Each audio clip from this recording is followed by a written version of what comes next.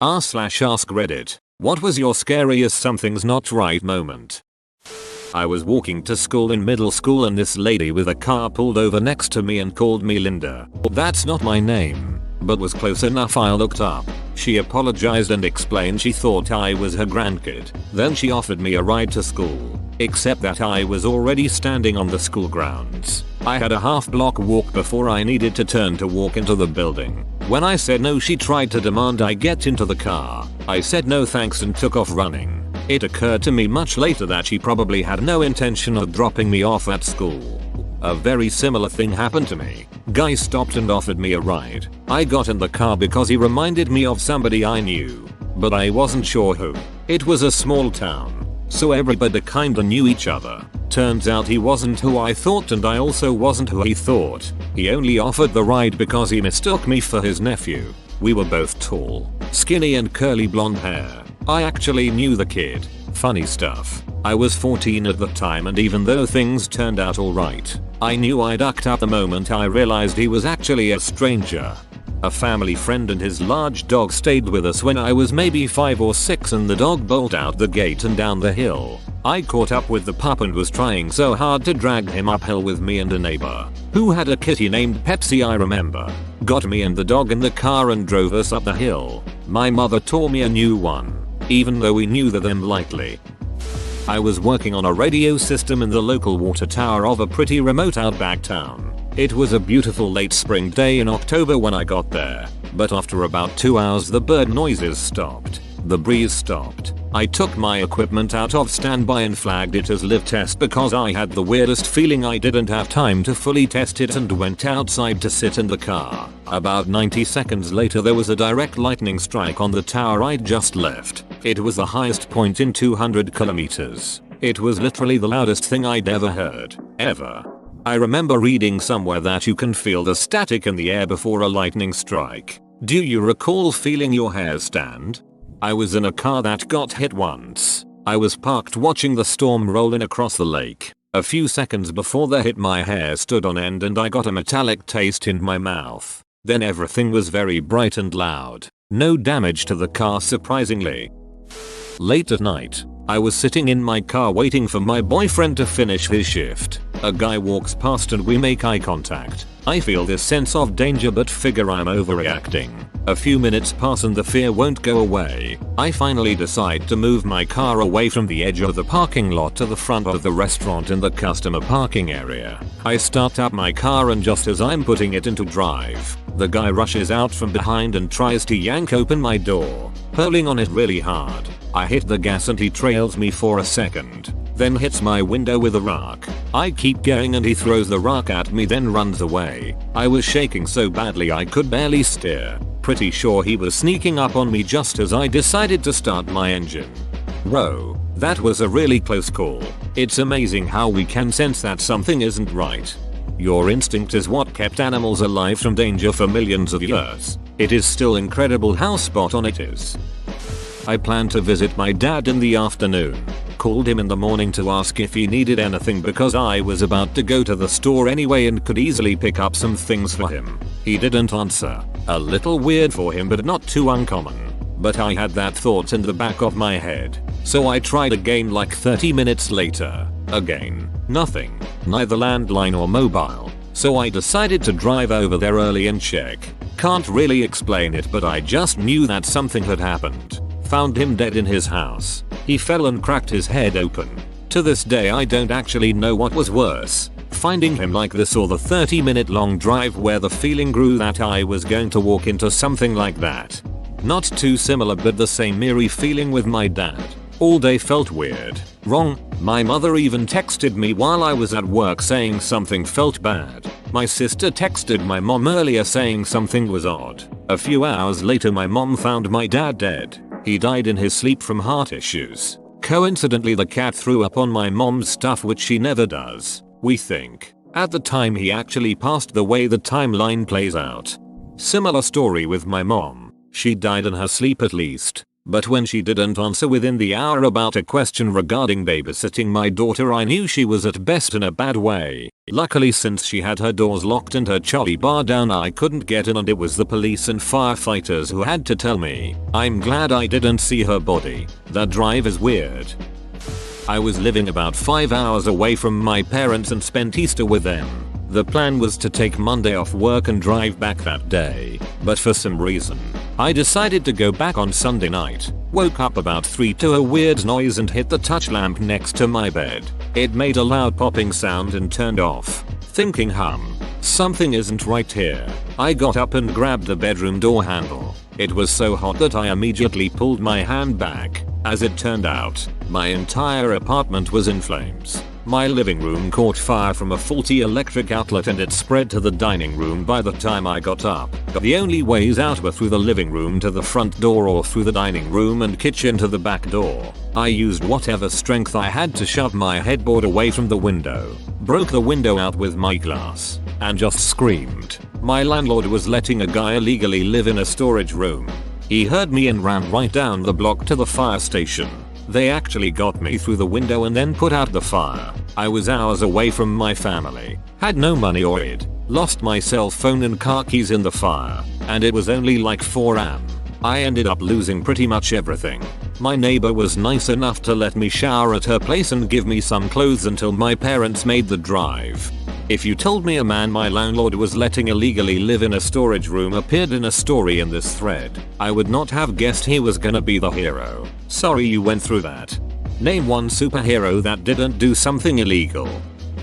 It wasn't me that noticed something's not right. Once a woman came up to me on a train that I had gotten on and said, "I just wanted you to know that man there is following you," and he followed me in a quiet way. When I changed trains and I ended up asking a cop to walk me home. It was one of the creepiest experiences of my life. In hindsight, I shouldn't even have gone home. I'm pretty sure he stopped following me when I spoke with the police officer, but still.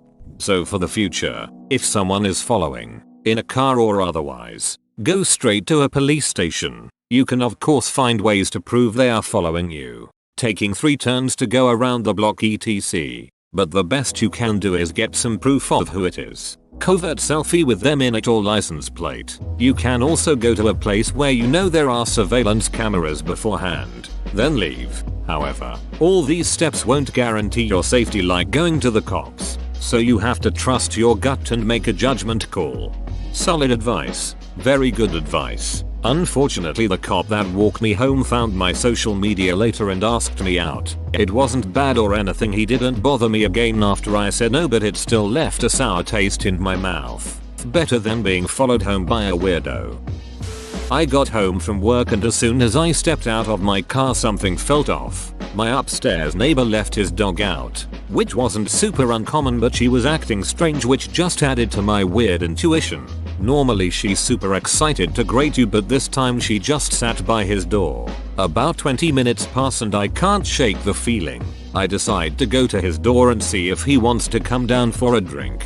As I approach, I notice his dog made it inside, but now she's barking non-stop. I knock until I'm pounding on his door. I jiggle the handle and it's locked. I run down and through my house to a back stairwell that connects our residences. I open the door to his apartment and he's overdosing on Percocet, convulsing on the ground, struggling to breathe.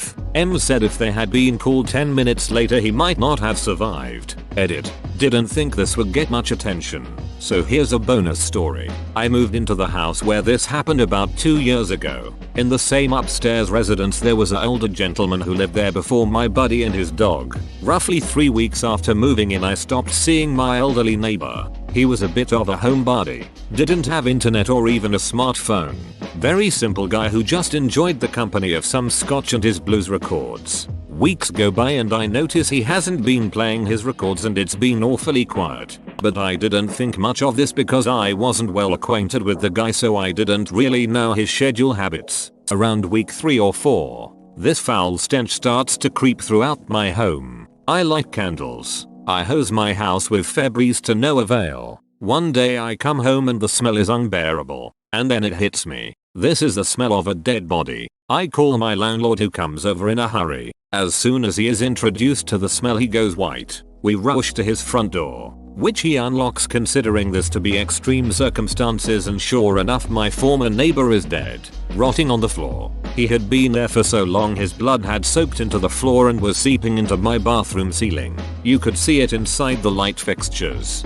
Dogs know when things aren't right. My dog was the one who alerted me to my detached garage being on fire. He also catches onto arguments in the neighborhood and gets upset if things start to escalate, which usually cues me to call 911, and that has gotten abusers arrested and prevented major vandalism sprees. Every time my dog is acting off I pay very close attention, because usually he's right. That's so cool. Good dog.